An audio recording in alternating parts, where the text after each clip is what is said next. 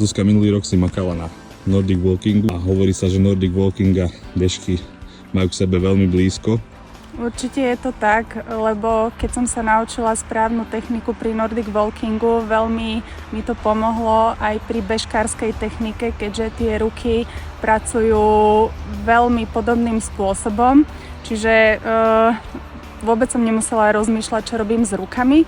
Bežky je to podľa mňa jeden z najnáročnejších športov, pretože sa zapája, neviem, či nie 100% všetkých svalov. OK, my sme toto video natočili tak motivačne, aby ste vedeli, že oplatí sa makať na Nordic Walking. Ten základ, ktorý Zuzka má v Nordic Walkingu, sa preniesol okamžite v podstate do tej techniky, ktorú sme trénovali. Že druhýkrát stojí na bežkách a trénuje a asi by ste to nerozoznali, keď to vidíte. Takže motivačne trénujte Nordic Walking, príďte na bežky.